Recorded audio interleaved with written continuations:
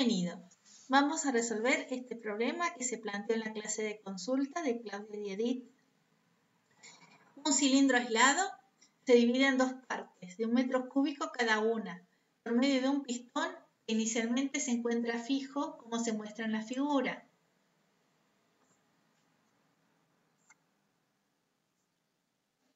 En uno de los recipientes tenemos aire, en el otro también tenemos aire. Y acá está enlistada la información. Tienen 1 metro cúbico, 200 kilopascales y 300 kelvins en un recipiente, y en el otro 1 metro cúbico, 1 megapascal y 1400 kelvin.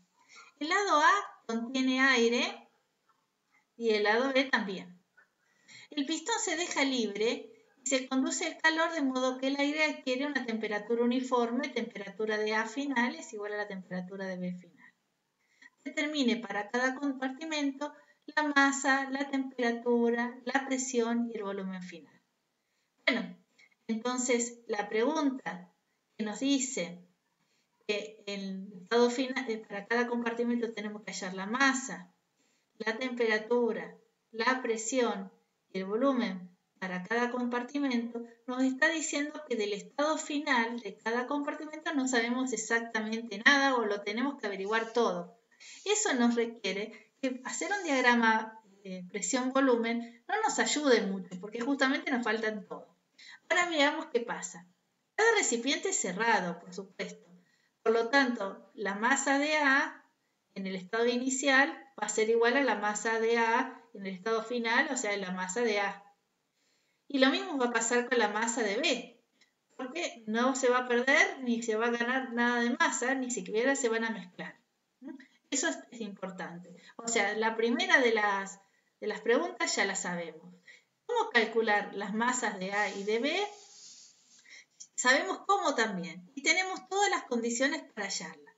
Por ejemplo, la ecuación de los gases ideales la podemos aplicar en el estado inicial de A y tenemos la masa, la presión, el volumen y la temperatura de A. Y lo mismo podríamos hallar para B.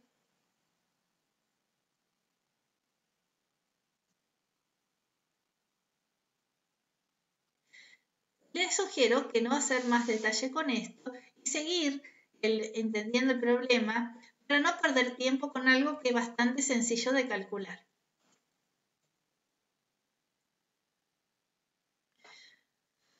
Lo otro que también nos está diciendo el problema es que el pistón no es adiabático, por lo tanto que va a permitir que la temperatura se uniforme y va a ser la temperatura de A en el estado final va a ser igual a la temperatura de B en el estado final. No sé cuál será esa temperatura, pero sé que va a ser uniforme.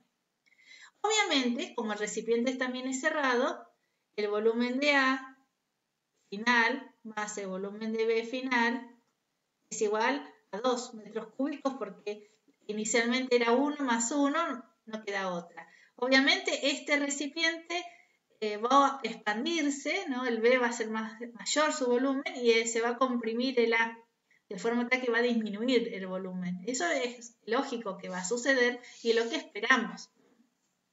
Así suceda. Así que cuando revisamos los valores deberían coincidir con lo que nosotros estamos esperando que pase. Bueno, por otro lado, para empezar a plantear este problema tenemos que marcar el sistema, porque si no lo hacemos no vamos a poder jamás interpretar qué es lo que está sucediendo. Vamos a cambiar este color rojo, donde voy a marcar los límites de mi sistema. En los límites de mi sistema no veo atravesar de ninguna manera ni calor ni trabajo, porque si bien el pistón se mueve, no lo veo moverse porque yo estoy justamente en la frontera del cilindro exterior, donde es rígido. Así que uno puede decir que el cambio de energía interna va a ser calor menos trabajo. El cilindro es adiabático, no hay duda. Y tampoco tengo trabajo, porque si bien este pistón, como le decía, se mueve, yo no lo veo atravesar la frontera del sistema. Por eso, si yo no marco el sistema, no puedo entender cómo de seguir el problema. Se puede eliminar. Ahora, entonces esto vale 0. ¿Y qué es el delta U? Si es un gas ideal, obviamente es U final menos U inicial. Esto vale para todo, ¿no? Pero si es un gas ideal, se puede calcular como la U final, que es la masa de A. CB está en la temperatura final de A, ¿no? Que es igual. Más la masa de B, CB, temperatura final, menos masa de A, CB, temperatura inicial de A. Acá sí tengo que diferenciarlas, ¿no? Masa de B, CB, temperatura inicial de B, igual a 0. Lo que veo es que CB está en todos los términos de mi ecuación, lo puedo eliminar fácilmente y me representa un esfuerzo menos para hacer cálculos. Por otro lado, puedo acomodar porque, bueno, la masa de A y la misma inicial y final las puedo poner juntas y me podría poner así.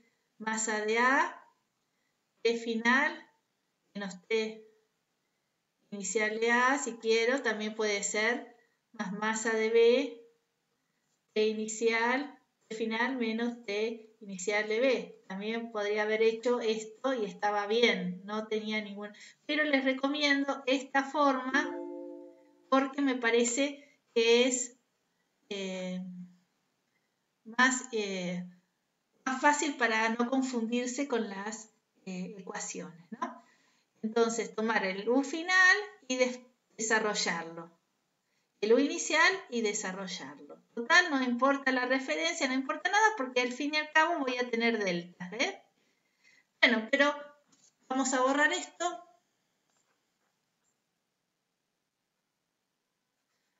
Porque, bueno, de nuestro problema, nuestra incógnita, justamente es la temperatura final. Esta es nuestra incógnita. Así que vamos a intentar despejarla de acá de la ecuación. Entonces, de esta manera me va a quedar temperatura final, como si sacara factor común, masa de A más masa de B, igual, de este otro lado, masa de A, temperatura inicial de A, más masa de B, temperatura inicial de B. Fíjense que yo hasta ahora no he resuelto numéricamente nada, todo estoy escribiendo ecuaciones. Temperatura final, masa de A, temperatura inicial de A, más masa de B, temperatura inicial de B, sobre la suma de las dos masas. Bueno, ahora ya tengo la ecuación necesaria, donde tengo las temperaturas, las masas, no las hice, pero ya las sé cómo sacarlas, y me va a permitir calcular la temperatura final. La masa de A mí me dio que hoy lo hicimos en grupo y fue 2,33 kilos. La masa de B, 2,49 kilos. Y la temperatura final, 868 Kelvin. Una vez que tengo esto, voy a aprovechar una de estas ecuaciones que tenía escrita acá, por ejemplo esta, para calcular la presión final. Puede ser esta. Tengo acá marcada. Entonces, si en el estado final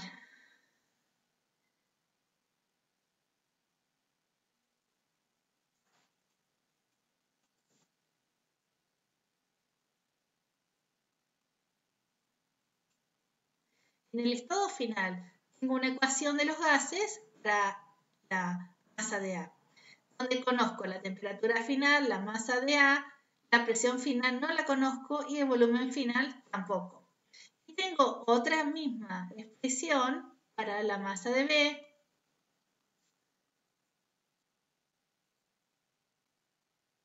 donde tampoco conozco presión final ni volumen final de B.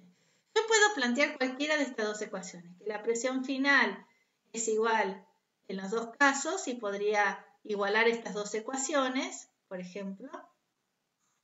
O sea, despejo presión final en las dos y igualo. Y tengo la otra relación que dice volumen de A final y volumen de B final es igual a 2 metros cúbicos, que sería la otra ecuación que necesite. Y puedo despejar el volumen de A final y el volumen de B final. o directamente reemplazar aquí por volumen final de A y aquí por volumen final de B y despejar las presiones. Es exactamente lo mismo. De esta manera sacamos la presión final que no me acuerdo exactamente cuánto era, creo que era 800, no, 300 no era. Creo que la cuenta es masa de A más masa de B, R particular, T final, sobre 2. Bueno, se las dejo para ustedes cuánto es porque no tengo el resultado, no lo recuerdo, no lo anoté. Un detallecito. Alguien me dijo que podría haber sacado la presión final a través de la ecuación de los gases en el estado adiabático. Por ejemplo, esta ecuación P por B igual a una constante, porque los dos recipientes eran adiabáticos. La respuesta, en primer lugar, que esto no se va a cumplir de ninguna manera, por dos razones. La primera, esto es irreversible. Una vez que yo saco el pistón, las trabas del pistón, esto no vuelve, imposible que vuelva atrás. Es un proceso irreversible y esto lo podíamos aplicar si era reversible o cuasiestático. Esa era la condición. Segundo, tampoco es adiabático si yo estoy analizando cada recipiente por separado. Obviamente, porque tengo un pistón, ¿sí?, que permite el equilibrio térmico. Por lo tanto, si uno analiza cada recipiente por separado, eso no se puede cumplir. Bueno, espero que les haya sido útil. Cariños.